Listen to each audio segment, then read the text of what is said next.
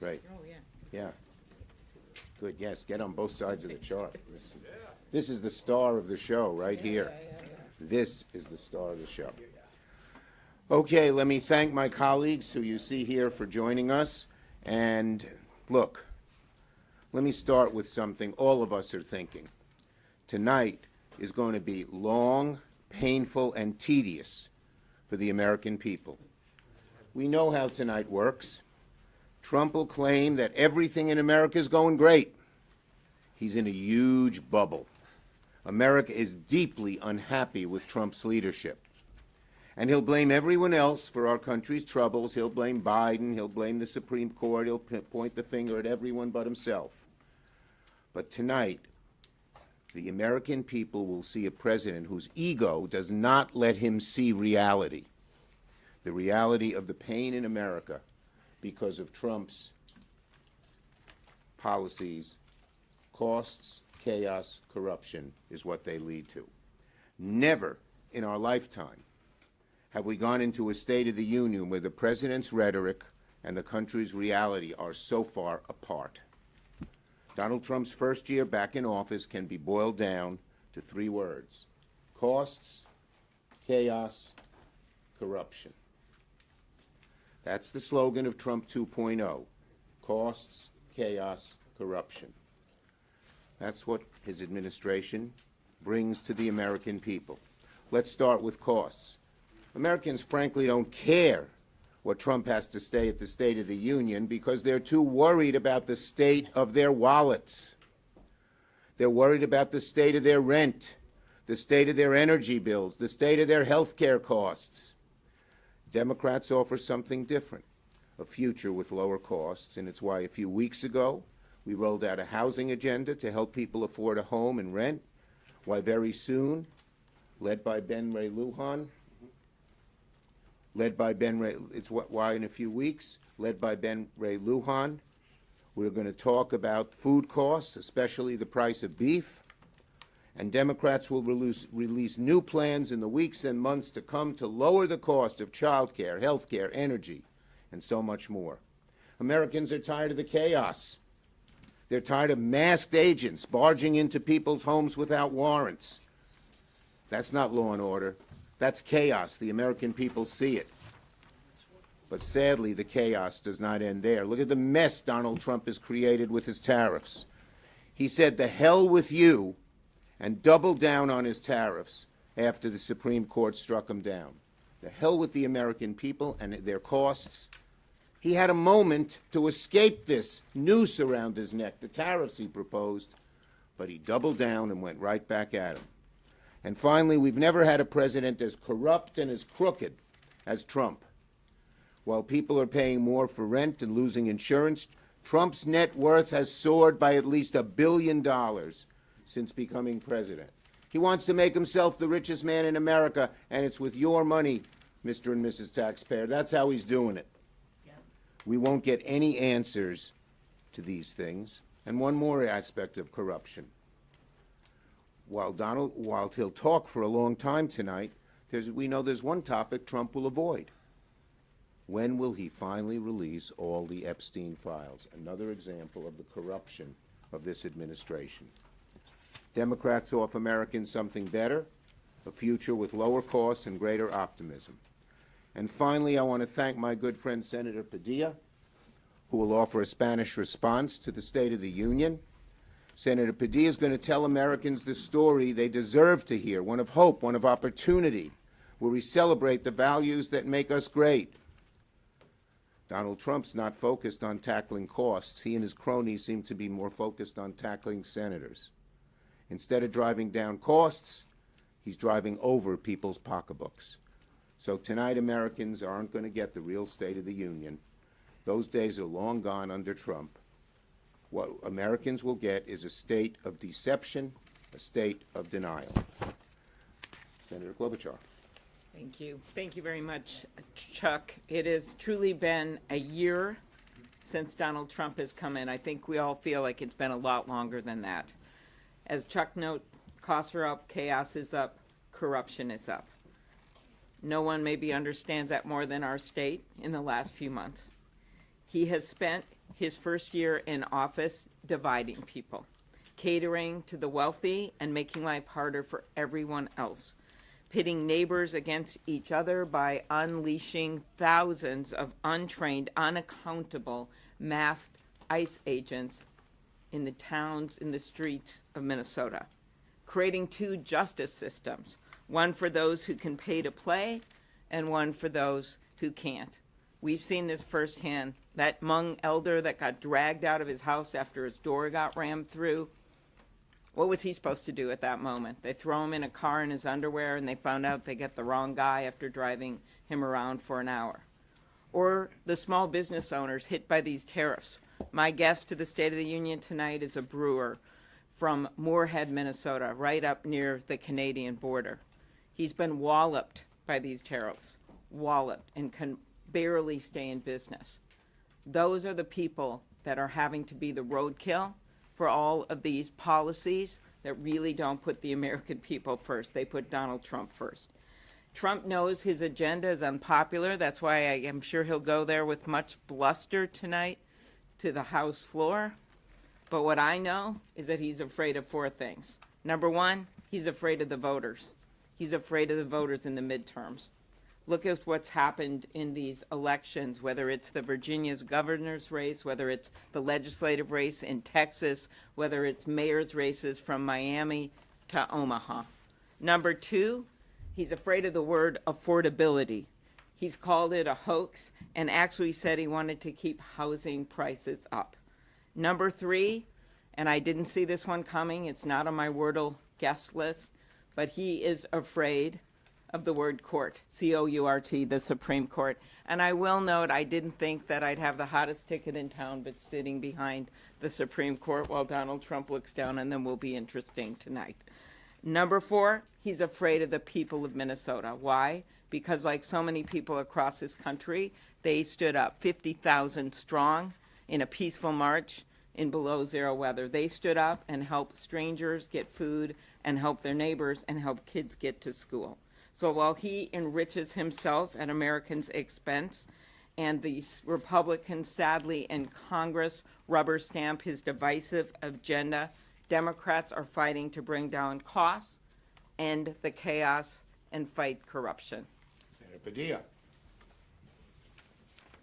Thank you, Senator Schumer, colleagues. Thank you all for being here. Don't want to be too repetitive, but I will add a few dimensions to it I think we can all expect to hear tonight. I have a slightly different way of looking at it. I think we're going to hear two different States of the Union. One from the president that's going to be full of lies for sure, and deceptions and distractions and trying to point fingers and blame others for his failures. And then you're going to hear the truth. Governor Spanberger's doing a response to the State of the Union after we hear from President Trump, and I'm honored. Thank you, Senator Schumer, for allowing me to also respond to the State of the Union in Spanish. Similar themes that I'm going to be touching upon. Number one, the increased costs, the affordability crunch. We've seen for the last 13 months under Donald Trump, a Republican majority and a White House working together to put billionaires first at the expense of working families. Working families are the ones that are dealing with these higher prices. Small business owners dealing with the impact of the tariffs, which we knew were unlawful from the beginning, and the Supreme Court finally made that official last Friday. We're dealing with a president and a Republican majority in Congress that is increasing our health care costs, making health care either more expensive or too expensive, all to underwrite tax breaks for billionaires. Democrats have a better way. We will work to bring down everyday costs for working families. I can't ignore what's happening, not just Minnesota. It started in my hometown of Los Angeles, and it's reached every corner of the country. Out of control, ICE, CBP, and other federal agents violating constitutional rights each and every day through their mass deportation agenda, trying to achieve some false quotas by Stephen Miller. This is not a focus on the worst of the worst. This is not a focus on dangerous, violent criminals. The vast majority of the people that have been detained, arrested, many deported without due process, do not have criminal convictions.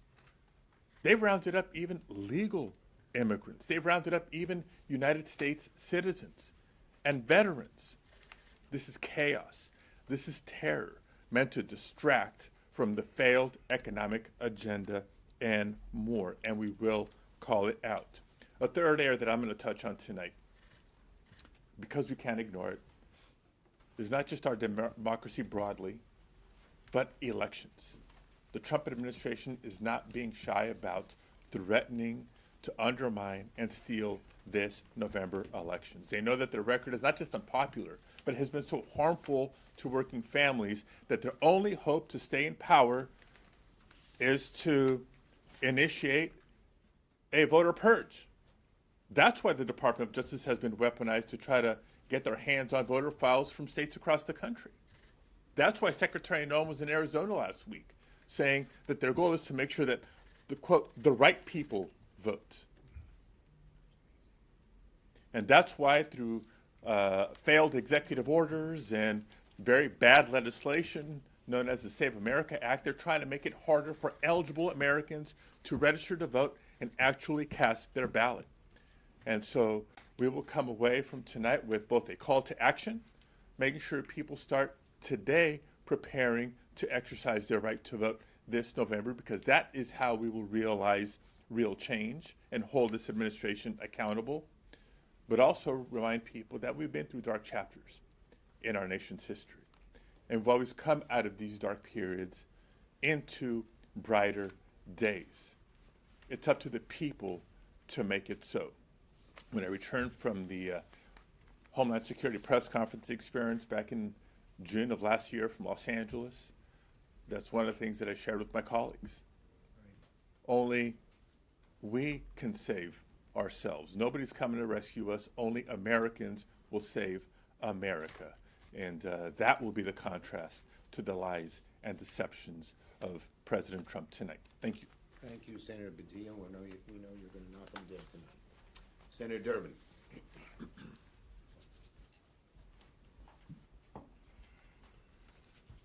Thanks, Chuck.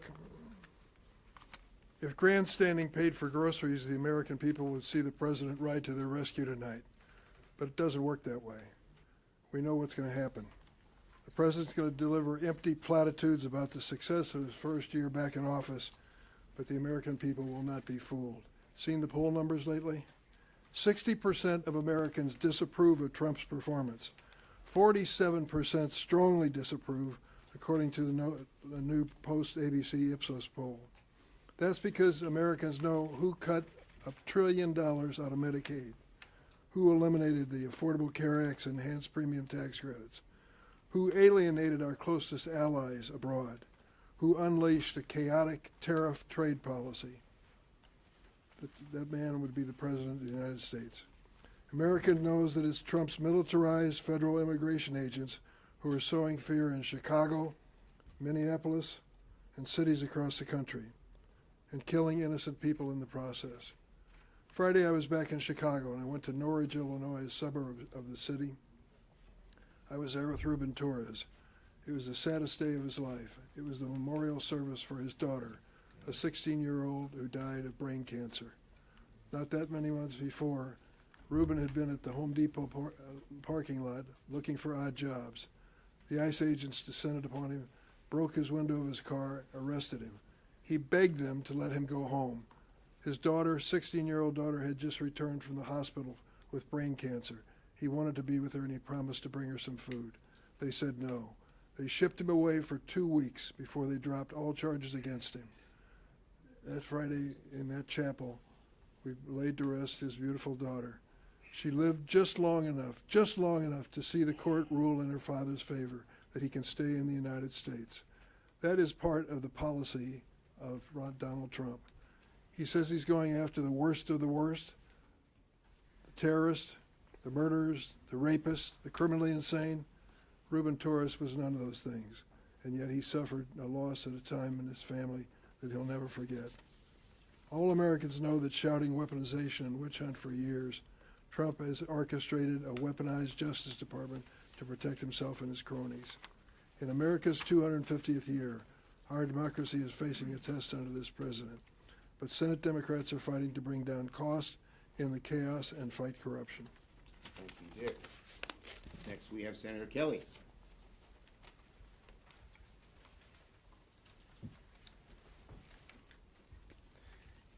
Thank you, everybody. I'm going to be brief. In 1 year, Donald Trump has made the American people poorer and less safe.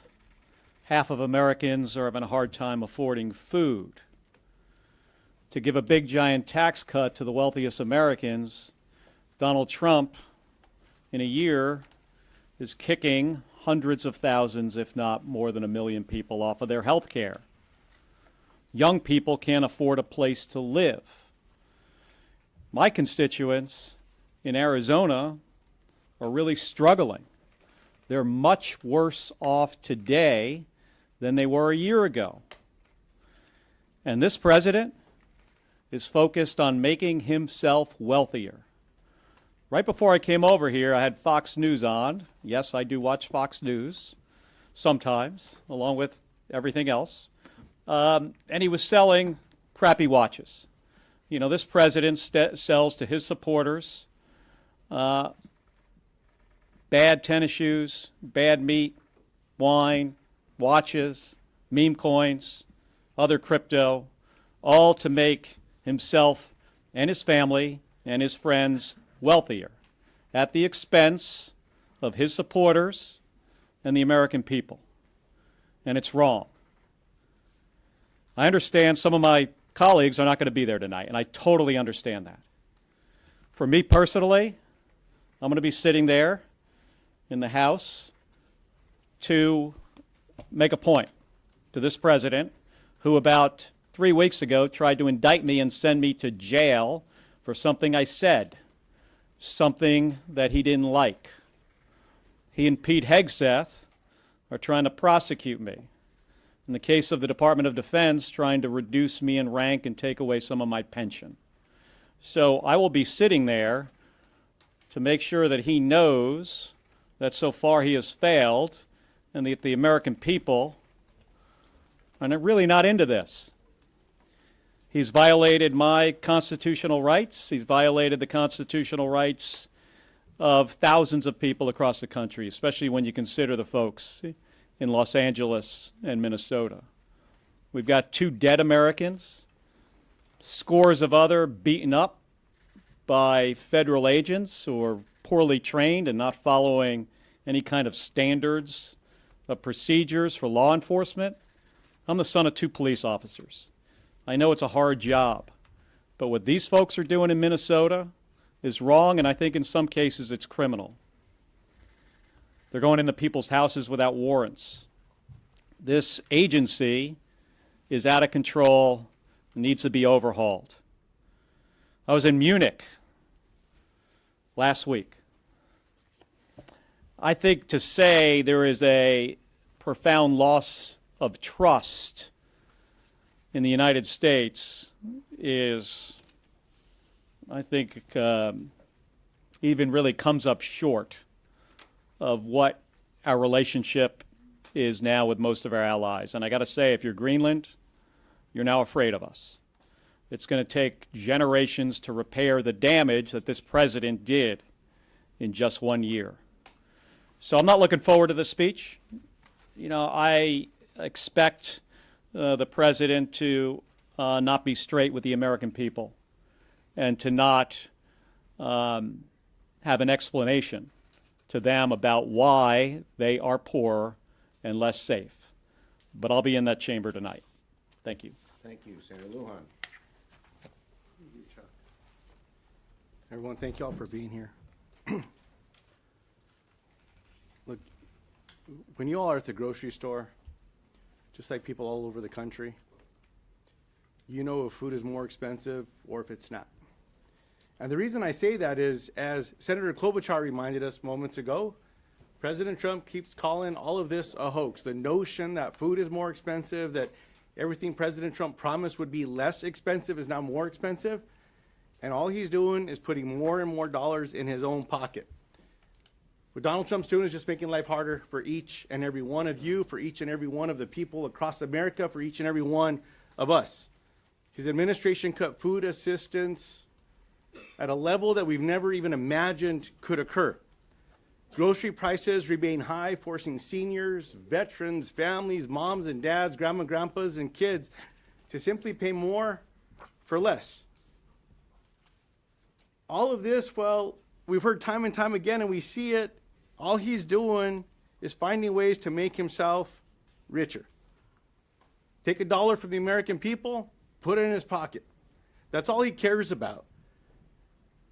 As every one of my colleagues has reminded us here today, as well as Leader Schumer, look, it just comes down to this. Costs, chaos, and corruption, one after another. Pick an issue. Pick a day. Pick an hour of the day. I mean, heck, even pick a time of the day when the president can't sleep and decides to go to social media and tell the American people how he's lining his own pockets, how he's creating more chaos, and he's not shy about the corruption. He just says he's going to do it. One lie after another. And that's what we're going to hear tonight. One lie after another from this president to the American people. He's going to tell them how handsome he is, how nice his hair looks.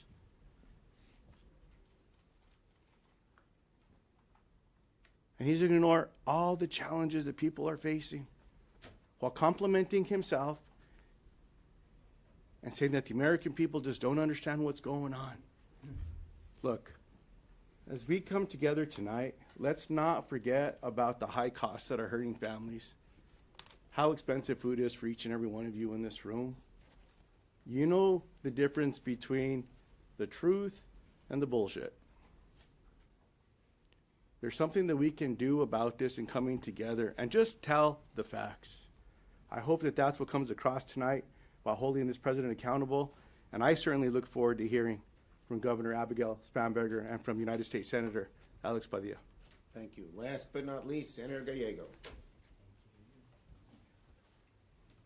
I always bring the rookie to be the cleanup hitter.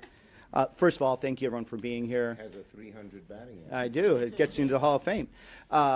Look, what we're going to hear tonight is very simple. This president has made this country sicker and poorer. And if you look at every way that has occurred, it has been deliberative.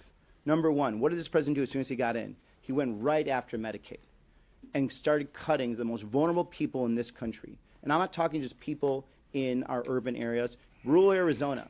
I traveled rural Arizona. I was talking to some of our hospital systems that are worried about how they're going to keep their systems open because they know now that this administration has abandoned them, and they're going to have to make some really hard decisions. Will they keep their OB ward open? Will they keep their x-ray machines open? Will they have to shut down their emergency room? Why? Because this president wanted to make sure they had enough money to give the richest of the richest a tax cut. And what was left over to that, they used to supercharge this massive, massive deportation policy that is racially profiling people, pulling over Americans, violating their Fourth Amendment rights, and killing Americans in the streets. That is what this president started with. And let's move on forward there. How much sicker can you get? When we all had an agreement, we all said, yes, healthcare costs are expensive. Expensive. We all understand that things can be better. But the last thing we should do is pull the rug out from millions of Americans that rely on these healthcare subsidies. And now we have millions of Americans that are making a hard choice between, shall I buy health insurance for my family, or shall I just risk it and keep going? That president and these Republicans made that choice. There are millions of Americans right now that are suffering. Either having to pay more and now they're poorer, or they're not getting health insurance and now they're sicker. That was a decision by this administration. And every day they're making a decision that makes things harder and harder. We all talk about grocery prices. Let me tell you about grocery prices. I have 3 kids, all under the age of 10. I have to feed those kids, and it is expensive. Thank God I get a good salary, but I cannot imagine how someone like my mom, raising 4 kids on her own, can deal with these grocery prices every day.